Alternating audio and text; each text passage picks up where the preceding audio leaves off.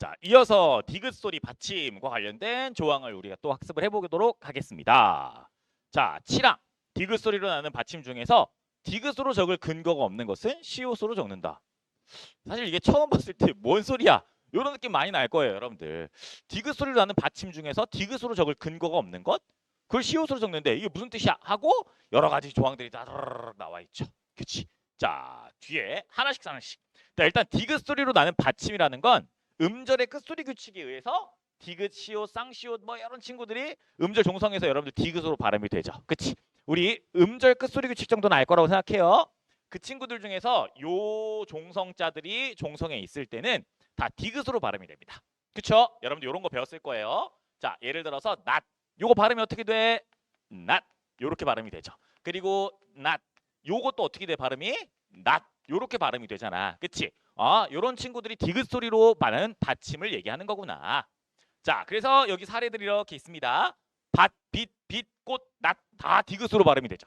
자, 밭과 젖다, 꽃병 다 디귿으로 젖어미 이런 경우에도 지읒이 디귿으로 디귿으로 음절 끝소리 규칙에 의해서 디귿으로 된 다음에 그 다음 연음이 되기 때문에 젖어미 이런 식으로 발음이 되는 거야. 그래서 밭, 빛, 젖다, 젖어미 같은 경우에 종성에서 디귿 발음이 나는 친구들이죠. 그치?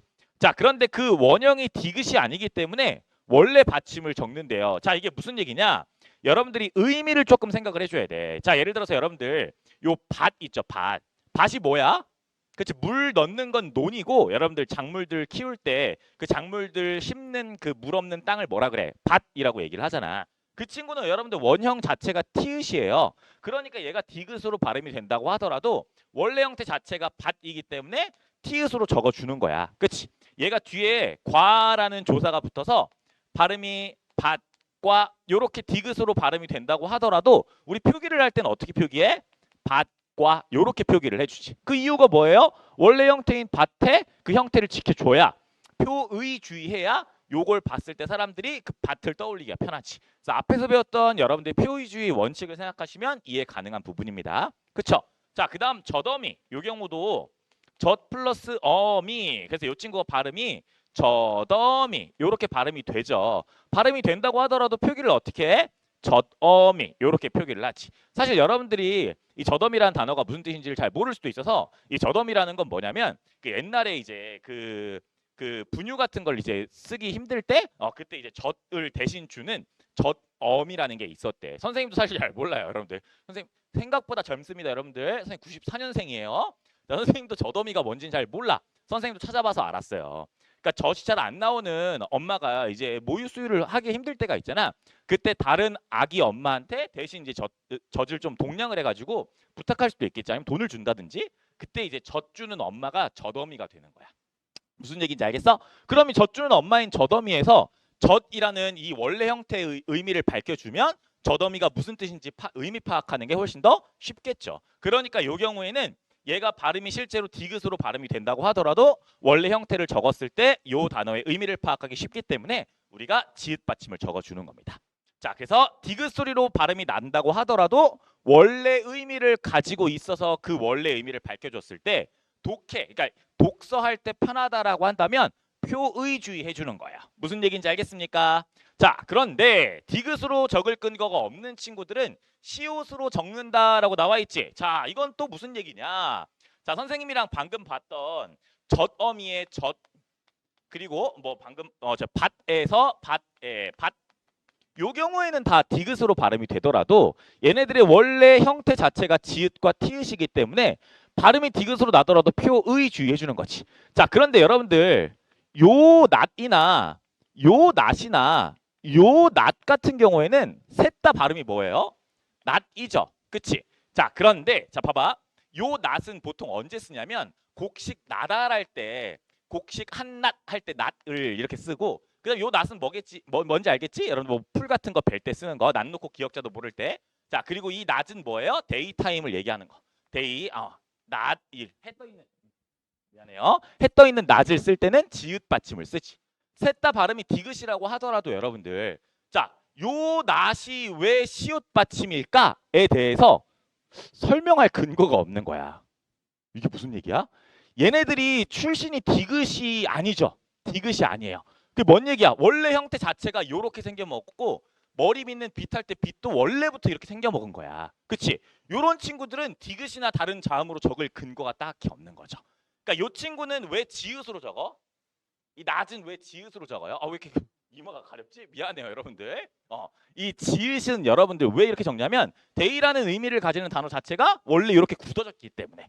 이 낫이라는 걸 시옷으로 적는 이유는 뭐냐면 얘가 디귿 받침이 나지만 딱히 디귿에서 출발한 건 아니야. 어디서 나왔는지 알 수가 없어. 그러니까 그냥 애매한 친구들은 다 디귿으로 적어버리는 거예요. 무슨 얘기인지 알겠나요? 그래서 다른 자음으로 적을 이유가 특별하게 없을 때는 그냥 시옷으로 적어준다. 그래서 여러분들 좀 생각을 해보면 디귿 받침으로 발음되는 친구들 중에서 시옷 받침으로 적는 친구들이 압도적으로 많을 거야. 그게 이 조항 때문에 그렇습니다. 그래서 만약에 디귿으로 적을 근거가 있으면, 다시 앞에서는 뚜렷한 근거가 없으면 그냥 시옷으로 적어버린다라고 얘기를 했지. 근데 만약에 뚜렷한 근거가 있으면 당연히 디귿으로 적어줘야죠. 예를 들어서 자 여기 마지나 마다들 같은 경우에 이런 친구들을 보면 자 여러분들 접두사 중에서 맛이라는 접두사가 있어요. 요 맛이라는 접두사가 여러분들 무슨 기능을 수행해? 무슨 접두사만 있는 건 아니에요. 요 맛이라는 게 어떤 기능을 수행해? 맛. 첫째의 의미를 가지지 않아? 그치, 첫째. 얘는 첫째라는 그 의미를 가지는 친구고 요 친구가 뭐 맏며느리, 맏아들, 뭐 마지 이런 식으로 여러 단어로 파생이 이렇게 되거나 합성이 돼가지고 쓰이잖아요. 그렇습니까? 그치? 요런 맏이라는 친구는 얘를 원래 디귿으로 밝혀서 적어.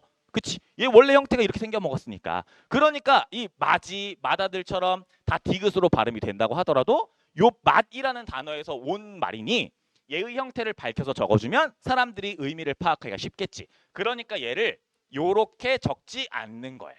무슨 얘기인지 알겠나요? 그러니까 다시 한번 디귿으로 적을 뚜렷한 근거가 있다라는 건 요 디귿으로 뭔가 디귿을 밝혔을 때 우리가 의미를 파악하기 쉬우면 그때 디귿을 적어준다는 거지. 선생님 여기 나달할 때 낫 얘기했었죠? 그치? 요 경우에 여러분들 당연히 얘네들은 낫에서 출발한 말이잖아. 나달. 곡식 한 나달할 때 나달이 낫에서 출발한 말이기 때문에 얘는 시옷으로 적어주는 것보다 요렇게 적어주는 것보다 낫알이라고 밝혀서 디귿을 밝혀서 적어주면 곡식 한낫 이런 말을 쓰기 때문에 요 친구의 의미를 파악하기가 좀 더 쉬운 거야. 낫가리 같은 경우에도 그렇겠죠. 그다음 고지나 곧장 같은 경우에도 어디서 나온 말이에요? 얘도 곧이라는 단어에서 나온 거야. 곧.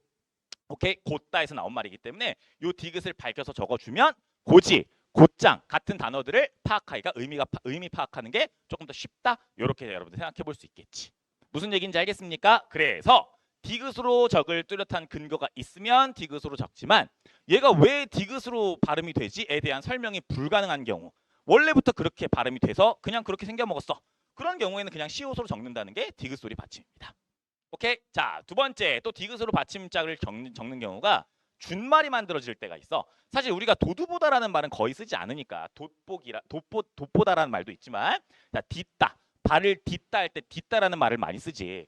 얘도 디귿으로 발음되지만 여러분들 왜 얘를 딛다라고 쓰지 않고 이렇게 딛다, 디귿 받침을 쓰냐? 디디다의 준말이어서 여기 있는 디귿이 앞으로 와서 딛다가 되었다라고 설명 가능하기 때문에 그냥 디귿 받침을 표기를 해주는 겁니다. 오케이. 자, 마지막. 리을 소리랑 연관되어 디귿으로 소리 나는 경우. 이거는 이제 뒤에 29항에서 또 배울 내용인데 선생님 간단하게만 조금 설명을 해드릴게요. 걱정하지 마세요. 뒤에서 또 학습을 할 겁니다. 자, 이거는 이제 여러분들 이 조항이 왜 있는지에 대해서는 선생님이 29항 설명해 줄 때 다시 자세하게 설명을 해줄 텐데 자, 우리는 그냥 여기서 맛만 보고 갈 거예요. 자, 여러분들 이 반짓골이라는 단어에서 이 디귿 받침 보이지? 그치? 근데 얘는 왜 얘를 디귿으로 적어야 되는지에 대해서 나름대로 이제 설명이 좀 불가능해. 현대국어만 봤을 때는 설명이 좀 힘들어요. 자, 얘가 어떻게 만들어진 단어인지를 여러분들 좀 생각을 해보면 얘는 바느질 플러스 고리 요렇게 만들어진 말이야. 자, 근데 이 바느질을 줄여서 얘를 어떻게 만든 거냐면 반질 이렇게 줄이게 된 거지. 이 의가 탈락했다라고 생각해보면 이해할 수 있을 거예요. 반질에 고리가 합성돼서 만들어진 건데 자, 합쳐져서 만들어진 건데 얘가 어떻게 되는 거야? 반짓고리. 뭐예요? 왜 디귿이 리을로 바뀌었어요? 자, 왜요? 현대국어만 가지고는 요거 설명하기 좀 힘듭니다. 현대국어만 가지고는 설명하기 힘들어요. 선생님이랑 29항 학습할 때 왜 이렇게 됐는지 나름대로 이유가 있어서 그때 또 다시 선생님 설명해 주긴 할 텐데, 일단은 이런 게 리을이 다른 말이랑 합쳐질 때 리을 소리가 디귿으로 바뀌는 경우구나라고 생각을 좀 해보면 돼. 자, 여기 있는 사흔날 같은 경우도 여러분들 어때요? 사실 사흔이라는 단어는 안 쓰지. 우리가 단독으로 쓸 때는 어떻게 써요? 사흘이라는 단어를 쓰지. 여러분들 나흘과 사흘의 차이 알죠? 자, 혹시 몰라 설명해 드립니다. 여러분들 사흘은 며칠이야? 3일이에요. 정말 큰일 납니다. 나흘이 4일입니다. 여러분들 제발 이런 논란 만들지 마세요. 여러분들 다시. 그래서 사흘날이라는 건 3일을 얘기하는 거야. 자, 요 사흘 플러스 날, 요거 두 개가 합쳐지는데, 자, 얘가 여러분들 실제로 우리가 발음을 할 때는 사흘날이라고 하지 않고 어떻게 발음을 하냐면 사흘날 요렇게 발음을 해요. 왜요? 이유는 몰라요. 사실 이유가 있기는 하는데 뒤에서 배울 거라고 선생님 여러 번 얘기했어요. 얘가 이렇게 사흔날로 굳어지지. 그치? 그래서 이렇게 특이하게 끝소리가 리을이었다고 하더라도 다른 친구랑 합쳐졌을 때 요 발음이 디귿으로 발음되는 경우에는 그냥 디귿으로 적어준 자. 요 얘기가 이제 여러분들 여기에 같이 포함이 되어 있습니다. 일소리랑 연관되어 디귿으로 소리 나는 경우. 무슨 얘기인지 알겠어요? 그래서 압도적으로 시옷 받침이 많은 거구나. 이렇게 생각을 하시고 넘기시면 되겠습니다. 출제 비중이 그렇게 높진 않습니다. 그냥 이해 정도만 하고 이런 것들이 있구나. 한번 익혀두시고 넘기시면 될 것 같아요. 우리는 다음 두음 법칙에서 만나도록 할게요.